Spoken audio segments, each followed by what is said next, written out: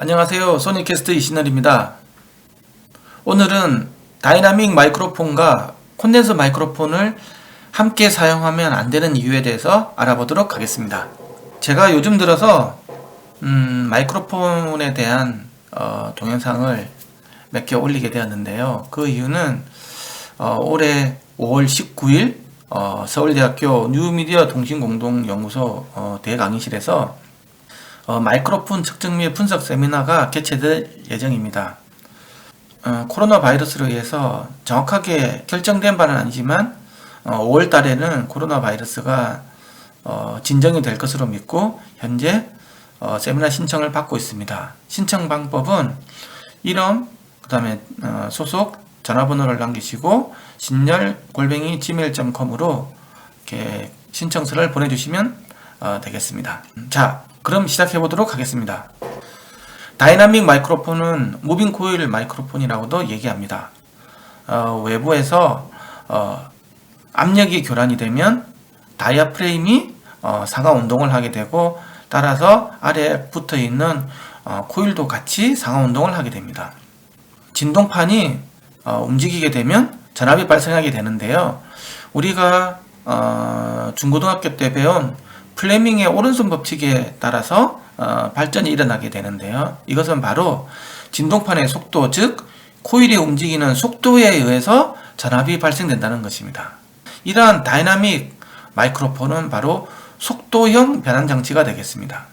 이러한 다이나믹 마이크로폰은 한 두 가지 정도의 단점이 있었는데요. 첫 번째 하나는 이렇게 코일이 진동판과 같이 움직이게 되는 부분이고, 이 코일의 무게가 상당하기 때문에 관성이 크게 작용을 해서 고주파수 대역이 제한이 된다는 단점이 있었습니다. 일반적으로 10kHz 이상은 이렇게 수음이 불가능한 부분이 있었고요. 두 번째는 출력 전압이 너무 작다라는 문제가 있었습니다. 따라서 이후에 개발이 된 게 바로 커패시터 마이크로폰입니다. 커패시터 마이크로폰은 다른 말로 하면 콘덴서 마이크로폰이라고 이야기를 하고요. 외부에서 음압이 가해지면 이 커패시터의 간격이 줄어들었다 늘어났다 하겠죠. 예를 들면 외부에서 고압이 들어온다. 그러면 커패시터 간격이 변화하게 되고, 이 변화된 만큼 커패시턴스가 변화하게 되고, 이 커패시턴스에 따라서 이게 출력 전압이 형성되는 것입니다. 이와 같은 커패시터 마이크로폰은 진동판의 위치에 따라서 출력 전압이 발생되는 바로 변이형 변환 장치가 되겠습니다. 다이나믹이 속도형인 것에 반해서 커패시터 마이크로폰은 변이형인 게 가장 큰 차이가 있습니다. 과연 이게 어떤 영향을 미치는지에 대해서는 다음 페이지에 알아보도록 하겠습니다. 이러한 커패시터 마이크로폰을 이용을 할 때는 바로 극성에 주의해야 됩니다. 여기서 바로 이제 고압이 발생이 됐다고 보면 두 전극판 사이의 간격이 줄어들게 되겠죠. 즉 커패시턴스가 증가하게 됩니다. 이러한 커패시턴스가 증가하게 되면 출력 전압은 감소하게 되어 있습니다. 그러면 고압이 나올 때 전압은 감소가 되는, 우리가 흔히 알고 있는 부분과 서로 극성이 반대가 되는 형태로 나타나게 되죠. 따라서 이러한 극성을 반전시키는 회로가 반드시 부과되어야 합니다. 만약에 변이형 마이크로폰인 콘덴서 마이크로폰과 속도형 마이크로폰인 다이나믹 마이크로폰을 동일 거리에 두고 만약에 이 두 마이크로폰 신호를 믹싱을 하게 된다면 어떠한 일이 발생되게 될까요? 콘덴서 마이크로폰인 경우 진동판의 변이에 따라서 움직이는 변이형 마이크로폰입니다. 따라서 진동판의 변이를 다음과 같은 그래프로 생각할 수 있습니다.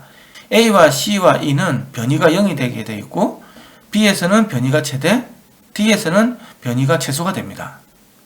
하지만 똑같은 음압 상황에서도 속도형 마이크로폰인 다이나믹 마이크로폰은 A 지점에서는 기울기가 최대가 되는 지점이기 때문에 속도가 최대가 되고, B 지점에서는 평평한 구간이 일시적으로 나오기 때문에 속도가 0이 되고, C 지점에서는 내리막길이 제일 급한 구간이기 때문에 속도가 최저값이 되고, D에서는 다시 속도가 0이 되면 E에서는 다시 속도가 최대가 되는 구간이 됩니다. 즉 변이와 속도는 90도의 위상차를 가지는 모양을 가지게 되고, 그래서 이 두 시그널이 동시에 믹싱이 된다면 두 마이크로폰의 시도는 자연스럽게 90도 위상차를 가지게 됩니다. 따라서 변이형 마이크로폰인 콘덴서 마이크로폰과 속도형 마이크로폰인 다이나믹 마이크로폰을 동일 거리에 두고 믹싱을 하면 위상차가 발생되게 돼서 음성 정의라든지 음압이 제대로 표현되지 않습니다. 다음은 다이나믹 마이크로폰을 사용을 해서 실제 음파와 기록된 정기적인 반응 사이의 관계를 알아보도록 하겠습니다. 본 그래프는 진동판의 질량을 무시한 이론적인 반응이 되겠습니다. 좀 전에도 말씀드렸듯이 이렇게 사인파적으로 이렇게 변하는 음향 파형을 생각해 보겠습니다. 정기적인 파형도 똑같이 사인파로 나오죠. 하지만 90도의 위상만 차이가 나게 됩니다. 따라서 크게 이러한 천천히 변화하는 사인파 같은 경우에는 음향 파형을 정기적인 파형으로 변화시키는데 큰 무리가 없습니다. 하지만 사각파와 같은 급격하게 변화하는 음향 파형이 들어갔다고 가정해 보도록 하겠습니다. AB 구간에서는 급격하게 신호가 증가되고 감소되는 형태가 나타나고, BC 구간에서는 변화량이 없죠. 그래서 속도는 0이 되게 되어 있습니다. 물론 DG 구간에서도 0이 되고요. D 구간에서는 급격하게 감소됐다가 증가되고, FG 구간에서도 급격하게 증가됐다가 감소되는 이러한 파형으로 녹음이 되게 되어 있습니다. 그래서 저희들이 생각을 하는 음향 파형이 그대로 녹음이 되지 않습니다. 다음은 좀 더 실질적인 경우에 대해서 알아보도록 하겠습니다. 다음은 A에서 A' 구간 같은 경우에는 굉장히 급격하게 변화가 되고, A'에서부터 B, C, D 같은 경우에는 일반적인 사인파를 가지게 되어 있습니다. A'에서부터 B, C, D 이 구간에서는 왼편에서와 같이 사인파 곡선을 그대로 따라가고 있는데요. 하지만 A에서 A', B 구간에서는 많이 왜곡이 되어 있죠. 다이나믹 마이크로폰은 이론적으로 음향 파형을 그대로 녹음을 할 수 없는 그런 치명적인 단점이 있습니다. 따라서 급격하게 변화하는 음향 파형을 녹음을 할 때는 다이나믹 마이크로폰은 맞지 않습니다. 본 그래프는 이론적인 숫자이고, 예를 들면 진동판에 무게가 들어간다고 하면 좀 더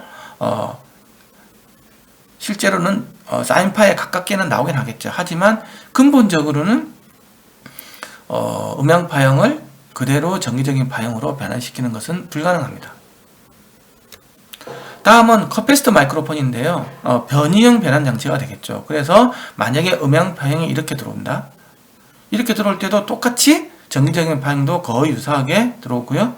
사각파가 들어오더라도 똑같이 이렇게 가게 되어 있습니다. 왜냐 그러면 변이형 변환 장치이기 때문에 그렇습니다. 결론을 내보도록 하겠습니다.